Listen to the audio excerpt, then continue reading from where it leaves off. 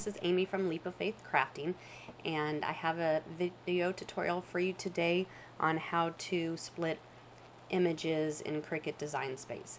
My last video was actually slicing the image in half and creating a top and a bottom so then you can put a name or a monogram in it. On this video, I'm actually just going to show you how to slice a section out of a character or image. On my blog, I was showing you how I made a bunch of family Disney shirts, and so that's probably what brought you here. So I'm going to show you how I did one of them from my shirt. So in Cricut Design Space, you're going to go into Open New, and then we're going to insert an image. And we are going to do Pluto. So I have already purchased the Cricut Disney cartridge, so I have this on my computer already, so I just insert it. And then I'm just going to make it bigger so we can see what we're doing. So when we go to slice out a section of the image, it will only slice one layer at a time. So you have to go down here into the ungroup and ungroup this. So next thing I'm going to do is insert a shape. I'm going to pick the square and click down here to unlock it.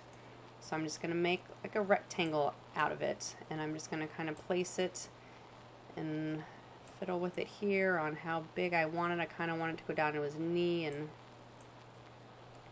maybe right under, get a little bit of his collar there. So when I have it where I want it, I'm going to stay clicked on here, and then I'm going to hit the control function on my keyboard, and then also click on the image. So it shows over here that the square is clicked and the yellow upper image is clicked. So when I slice it, it's just going to slice the upper image. So once I do that, I'm going to actually move this out of the way. So, and I'm actually going to move this part out of the way, and I don't need that anymore. So in order to keep everything exactly how it is, I keep this box and I just weld all these pieces back together. So I click on this small piece here, I hit my control key again, hit on the rectangle, come up to here and hit weld. So now it's back to a rectangle. So I want to cut just a little bit of his green scarf here, so I'm going to click on his green scarf, again hit my control key, and then click the rectangle, come back up here to slice, and click that. It's a very small piece, it's just this little piece right here, but I'm just going to get rid of that. And then again, I'm going to click those back together and weld them together.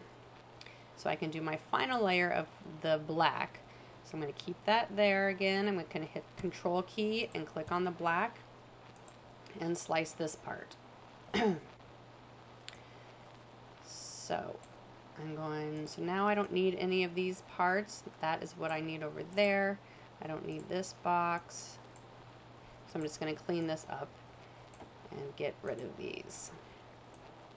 So now, those are all the parts. Now you don't want to be changing any sizes in here after you've ungrouped everything and split it apart, because then it will be kind of hard to change everything back to the same size. So in order to put the bars and put like a name in here, I'm going to insert a shape again, grab a square again, unlock it, and make it into a bar. I'm just going to kind of place it here and see how long I want it and how thick I want it.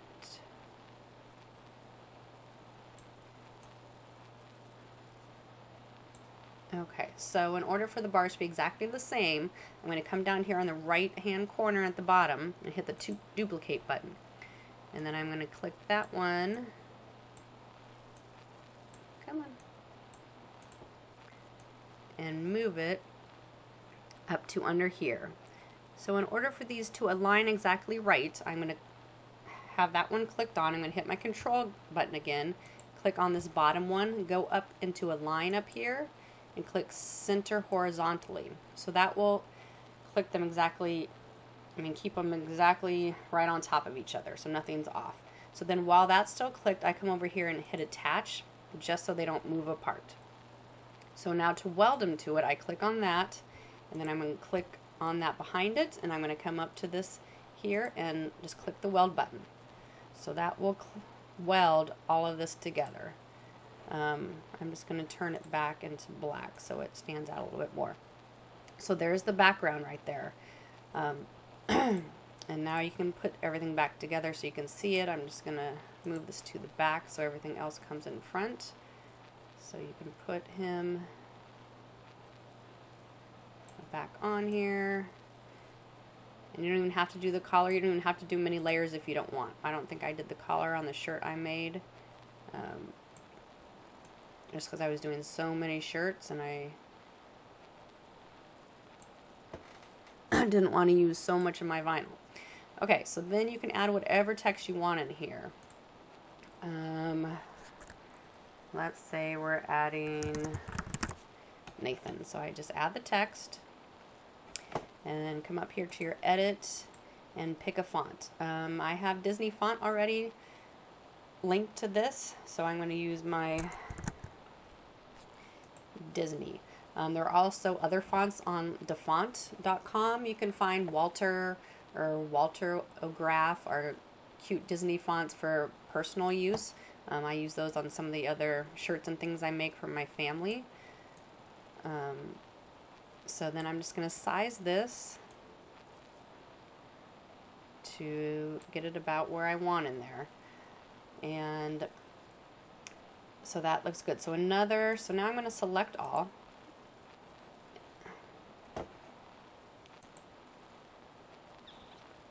And go down where it says group and group them together. So now I can make them make the whole thing bigger, small, whatever. So another fun thing with Cricut Design Space is that there's a set canvas button. So on here, there's a classic t-shirt. So I'm going to grab that up, and over here you can click canvas and go into kids short sleeve, and then it will have different sizes. We're just going to do small. And then you can do what color. I'm doing a blue shirt, so I grab that. So then you can kind of zoom it out a little bit on your buttons and move this over and kind of make it as big as you want it on the shirt. You can make it smaller if you just want to do a pocket, or if you have other things to go on the shirt.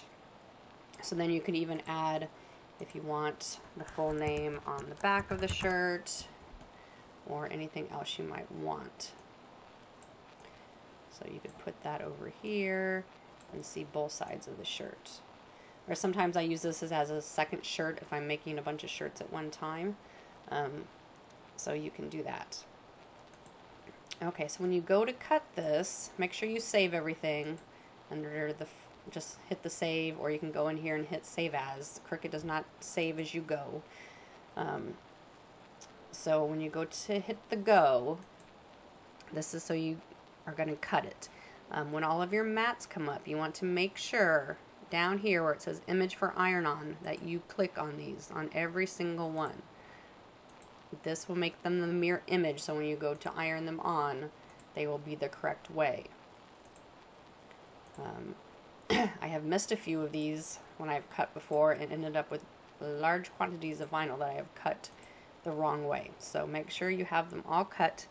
If you have bigger images size, you can go in here and go to your 12 by 24 mat if you want.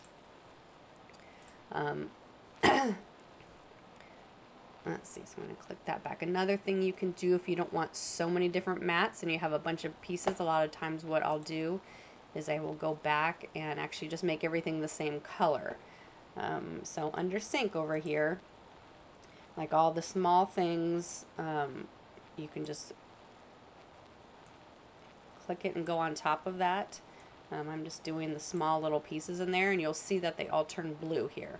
So when you go to go, make sure you click these again, but now you only have 3 mats that you have to take in and out. But on here you'll have to remember what color everything is. So like I'll put Nathan in a corner and the eyes, because this is all my white corner. Down here is pink and here is green. So when I go to load my mat, I will put like a 2 by 2 square of green vinyl in this corner, a little 1.5 by 1.5 of light pink down here, and then like a 4 by 2 piece of white over on here. And so then I don't have to keep unloading and loading my mat, unloading and unloading. So this will save you a few steps. So if you get on, so it's not too hard if you just have a few things like this. When you get a whole bunch of things you're trying to cut and you're trying to get little squares all in here, and then you have to start looking at all the numbers, and it can get a little tedious. And then make sure you click that. So that's just another quick way of getting that done. And then when you go down here and hit go, mine is not hooked up to my Cricut, but power on your Cricut machine and set it to the iron-on vinyl, and it should cut perfectly for you. And then you can go back to my blog and check out the rest of my post on heat pressing the heat transfer vinyl onto the shirts and how easy that is to layer it. And then you end up with some pretty fun, cool shirts, and unique for everyone. So let me know if you have any questions, and thanks for watching.